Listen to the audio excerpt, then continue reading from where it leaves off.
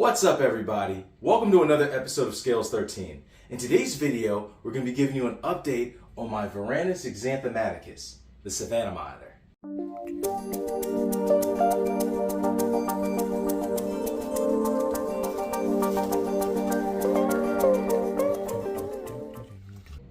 Alright guys, so to quickly recap where we were a year ago, I adopted this Savannah Monitor from a person who already had 2 adult specimens and just couldn't take in another one.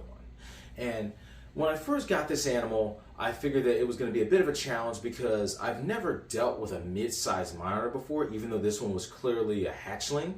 And the thing is, it's one of those animals where even though I have dealt with Varanus before, because of course I have an Aki, which is of course like one of the best beginner Varanus because they're much easier to care for, don't get very large at all.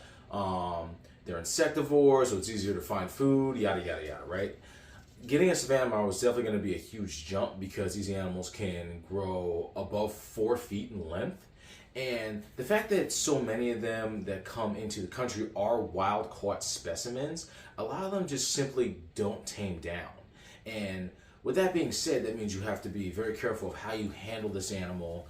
It's going to be a little bit more challenging at times to get the animal used to you, to build trust with the animal, and to just make the animal handleable enough for you to be able to manage it as far as cleaning the enclosure, setting up things in the enclosure, feeding, all these different things that you have to do in order to take care of the animal properly.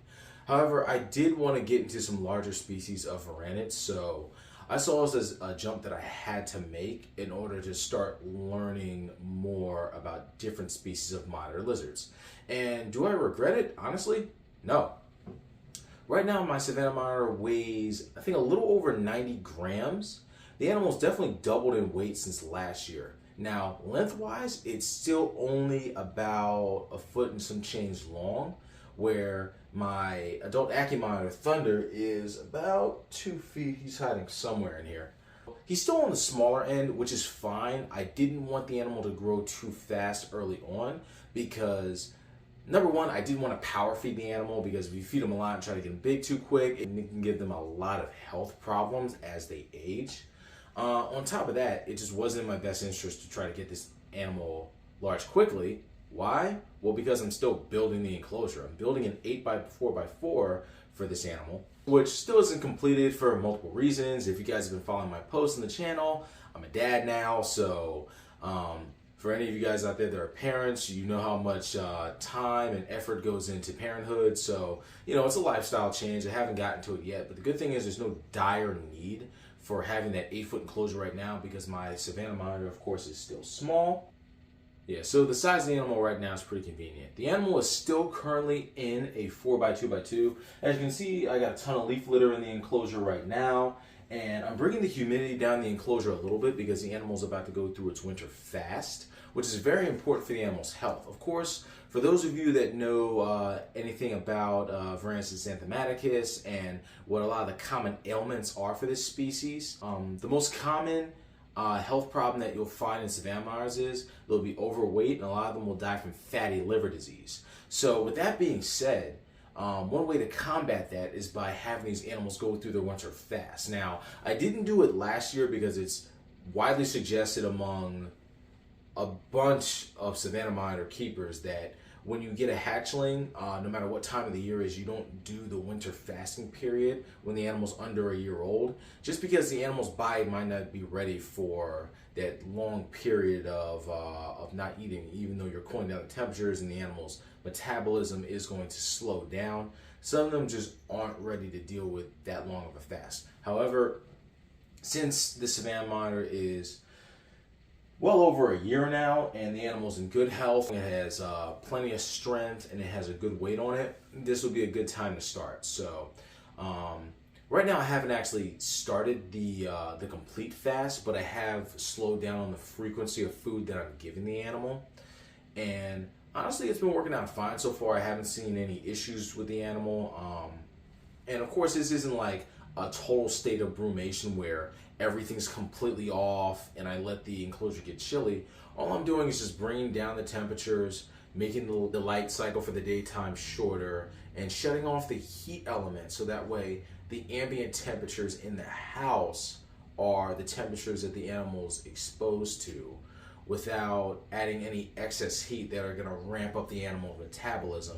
where it's going to need to feed more often as it would if it was, let's say, during the hot rainy season in the wild. Now let's talk about the experience that I've had with this animal so far. So honestly, I was really worried that this animal is going to be really bitey, be really defensive, because of course it's a baby lizard. Baby lizards are supposed to be afraid of humans. The poor thing only weighs, like I said, around 80 grams, and of course you have almost a 200-pound human that's standing above it. We're giants to these poor creatures. The thing is barely the size of my hand, maybe a little bit bigger, right? My Savannah Monitor has actually become quite accustomed to me. When I go in the enclosure, the animal does approach me. I'll handle the animal with gloves, and it'll go up and it'll touch the gloves, and it'll tongue flick on my wrist and up my arm. And when it gets my scent, sometimes if it doesn't want to be messed with, it'll hiss a little bit, but it never goes into a state of, oh, this guy's coming in my enclosure, I have to bite him. There's no attacking going on. And even when I get close to the animal and I have to do things where I'm coming closer to its personal space, the most I might get is a little tail whack, but the animal isn't biting out of defensiveness, which is good news. That's definitely something that I want to see, because these animals are known to be very prey driven, and they tend to be a little nippy as far as the vast amount of Savannah Monitors that you'll see in the hobby. So far so good. As I said, the animal's just a yearling, so all that can change, especially when the animal gets a little bigger a few years from now and it starts going through that teenager state where it's not fully grown yet, but it's in that middle stage where it's not as easy for these little animals to hide in small burrows in the wild, and now they have to compete with larger monitor lizards, snakes, and everything else you see in the African savanna and still try to find a way to survive.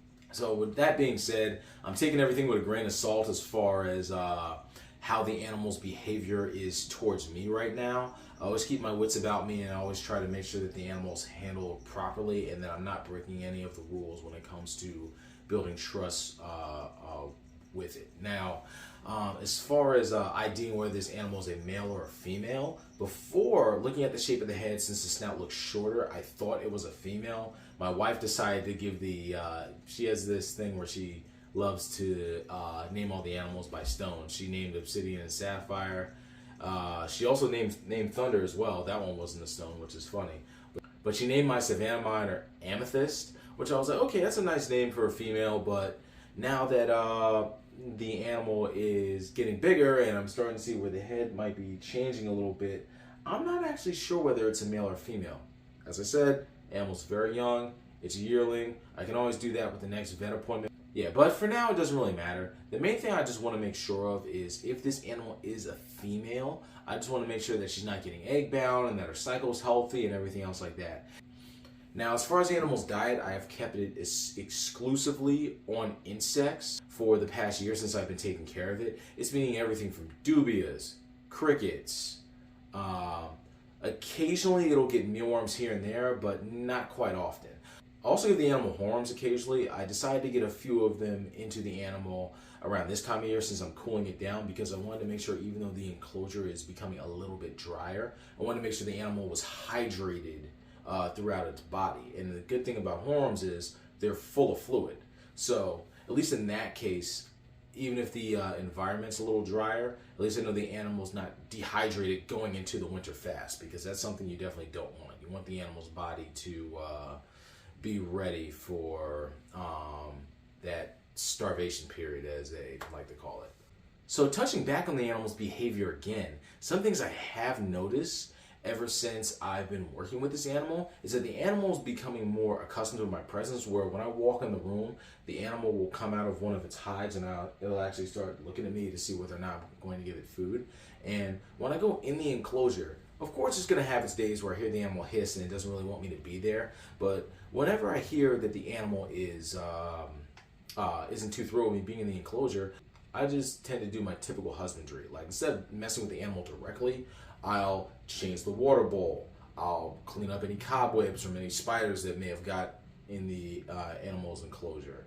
I'll check around for urates and different things like that, where I basically do that to basically set these little threads where the animal's going to become more comfortable with my presence being in its environment without actually directly messing with and antagonizing the animal. Because if I do that too much, the animal is going to see me as an annoyance, and that's honestly what I don't want, especially since I'm trying to establish trust at such a young age with this animal.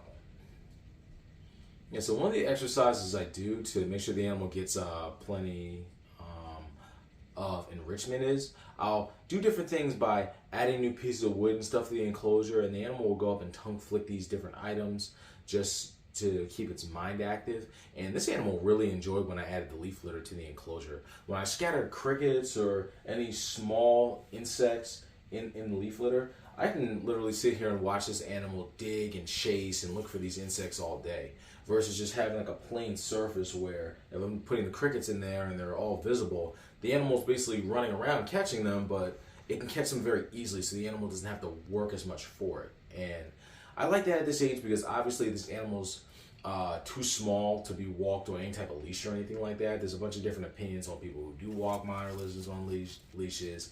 I'm going to leave that to whatever people want to think about that.